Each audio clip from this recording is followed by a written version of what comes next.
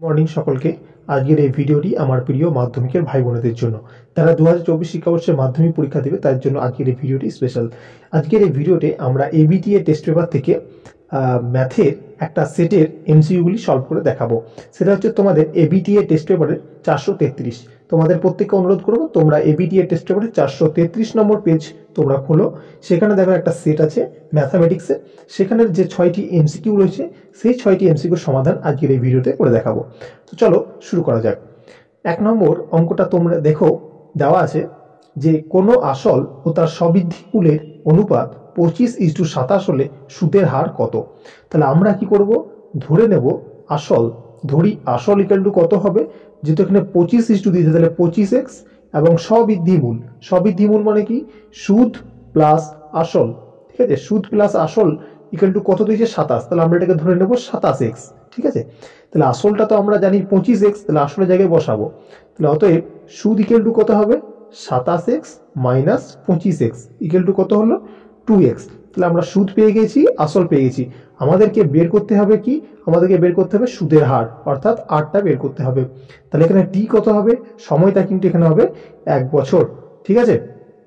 তাহলে যেহেতু কেন সময়টা 1 বছর বললাম, কারণ এটা হচ্ছে রেট অফ ইন্টারেস্ট, মানে বার্ষিক সরল সুদের হার। তাহলে বার্ষিক মানে 1 বছর, সেহেতু টি এর মান হচ্ছে এখানে 1 বছর। তাহলে আমরা সূত্র কি জানি, আমরা সূত্র জানি যে I equal to PTR by 100, ঠিক আছে। তো এখানে আমাদেরকে যেহেতু আর বের করতে হবে, অতএব আর সমান সমান কি হবে, আই ইন্টু 100 বাই পিটি। তাহলে আয়ের মান কত, আয়ের মান হচ্ছে 2x ইন্টু 100 বাই পি এর মান কত, পি এর মান হচ্ছে আমাদের 25x ইন্টু টি এর মান হচ্ছে 1। তাহলে x x কেটে গেল, 4 25 সঙ্গে 100, 4 দুগুণে 8, ঠিক আছে। তাহলে এখানে সঠিক উত্তর হচ্ছে 8%, যেটি রয়েছে তোমাদের অপশন ডি তে, ঠিক আছে। অপশন ডি দেখো তোমরা, অপশন ডি তে রয়েছে এখানে 8%, তাহলে অপশন ডি হবে তোমাদের সঠিক উত্তর। তারপরে দেখো নেক্সট অঙ্ক, 2 নম্বর অঙ্কে বলা হয়েছে, এটা হচ্ছে 2 নম্বর অঙ্ক বলা হয়েছে যে 16 এবং 25, ঠিক আছে, 16 এবং 25 এর মধ্য সমানুপাতি নির্ণয় করো বা বের করো।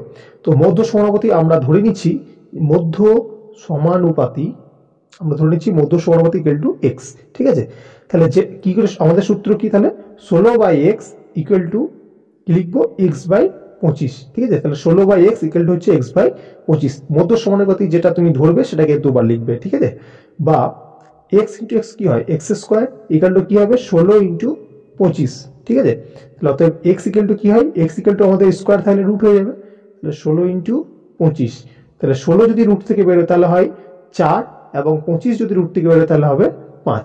তাহলে 4 5 20, ঠিক আছে, 4 5 হচ্ছে 20।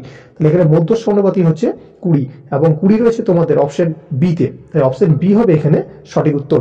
তারপর দেখো 3 নম্বর অঙ্ক, 3 নম্বর অঙ্কে বলা হয়েছে, 3 নম্বর অঙ্কে বলা হচ্ছে যে এবিসিডি একটা বৃত্তস্থ চতুর্ভুজ, ধরে নাও একটা বৃত্তস্থ চতুর্ভুজ, আর বৃত্তের ভিতরে একটা চতুর্ভুজ, ঠিক আছে, সেটা হচ্ছে এ বি সি ডি, বৃত্তস্থ চতুর্ভুজ। এখানে বলেছে কোণ এটা যদি 80 ডিগ্রি হয় তাহলে কোণ সি ইকুয়াল টু কত ডিগ্রি হবে। তাহলে কোণ এ যদি 80 হয় তাহলে কোণ সি কি হবে, আমরা কি জানি যে বৃত্তস্থ চতুর্ভুজের বিপরীত কোণ দুটি যোগফল সর্বদা 180 ডিগ্রি। তাহলে এটা যদি 80 ডিগ্রি হয়, এটা কত হবে না 180 থেকে বিয়োগ দেবো, তাহলে 180 মাইনাস 80 ইকুয়াল টু হচ্ছে 100 ডিগ্রি। তাহলে কোণ সি হবে তোমাদের এখানে 100 ডিগ্রি, এবং এই অপশনটি রয়েছে তোমাদের অপশন সি তে, 3 এর রয়েছে অপশন সি, এখানে সঠিক উত্তর হবে 100 ডিগ্রি।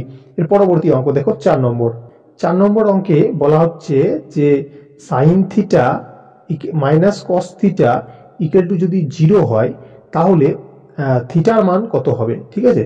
তাহলে আমরা এটা কি করতে পারি না, সাইন থিটা ইকুয়াল টু আমরা কস থিটা করতে পারি, যদি কস থিটা থেকে এদিকে নিয়ে যাই তাহলে ইকুয়াল টু কস থিটা। বা আমরা কি করতে পারি, সাইন থিটা কস থিটাকে যদি আমরা নিচে নিয়ে আসি তাহলে কি হবে, sine theta by cos theta equal to 1, কারণ কোনাগুনি গুণ করলে আবার সেটাই ফিরে পাবো। বা সাইন থিটা বাই কস থিটার সমান আমরা জানি ট্যান থিটা ইকুয়াল টু 1। তাহলে ট্যান থিটা ইকুয়াল টু যদি 1 হয়, 1 মানে কত, ট্যান কত ডিগ্রি মান, ট্যান 45 ডিগ্রি মান হচ্ছে 1। তাহলে ট্যান ট্যান যদি ক্যান্সেল হয়, অতএব থিটা ইকুয়াল টু কত হবে 45 ডিগ্রি। তো থিটার মান হচ্ছে এখানে 45 ডিগ্রি, এবং এই উত্তরটি রয়েছে তোমাদের অপশন বি তে, ঠিক আছে। তো অপশন বি হচ্ছে তোমাদের এখানে 4 অঙ্কটার অপশন বি হবে এখানে সঠিক উত্তর। চলে যাবো নেক্সট অঙ্কে, 5 নম্বর অঙ্ক। 5 নম্বর অঙ্কে বলা হচ্ছে যে একটি বাহুর দৈর্ঘ্য, একটি ঘনকের বাহু হচ্ছে এ, ঠিক আছে, বাহু হচ্ছে এ একক যদি হয় তাহলে কর্ণের দৈর্ঘ্য কত হবে? তাহলে কর্ণের সূত্র আমরা কি জানি না, কর্ণের দৈর্ঘ্য ইকুয়াল টু হচ্ছে √3 ইন্টু বাহু, ঠিক আছে, √3 ইন্টু বাহু। তাহলে √3 ইন্টু বাহু আমাদেরকে কত বলা হচ্ছে? এ। তাহলে আমরা এখানে বসিয়ে দেবো। তাহলে √3 ইন্টু বাহু ইকুয়াল টু কি হয়, মানে √3 ইন্টু এ হচ্ছে √3a। তাহলে কর্ণের দৈর্ঘ্য হবে এখানে √3a একক, এবং এই অপশনটি রয়েছে তোমাদের অপশন বি তে। তাহলে অপশন বি হবে এখানে তোমাদের সঠিক উত্তর। এরপর দেখো 6 নম্বর অঙ্ক। 6 নম্বর অঙ্কে বলা হচ্ছে 6, 8, 10, 12, 14, 16, ঠিক আছে, এই রাশিগুলির মধ্যমা বের করতে হবে। তাহলে মধ্যমা কিভাবে বের করতে হবে না, মধ্যমা বের করার জন্য আমাদেরকে প্রথমে দেখতে হবে যে এইগুলি তোমার সাজানো আছে কিনা। আগে সাজানো আছে, দেখো 6, 8, 10 পরপর আছে। এবার দেখতে হবে এটা যুগ্ম নাকি অযুগ্ম। 1, 2, 3, 4, 5, 6, এটা হচ্ছে 6টা আছে, তার মানে এটা হচ্ছে আমাদের যুগ্ম। তাহলে যুগ্ম বের করার সূত্র কি না, যুগ্ম বের করার সূত্র হচ্ছে n/2 তম মান প্লাস n/2 প্লাস 1 তম মান বাই 2, ঠিক আছে। তাহলে n/2 মানে কত? n/2 মানে হচ্ছে আমাদের 6/2 মানে হচ্ছে 3। তাহলে লিখলাম এখানে 3 তম মান, ঠিক আছে। তাহলে 1, 2, 3, 3 তম মান হচ্ছে এখানে 10, লিখলাম 10।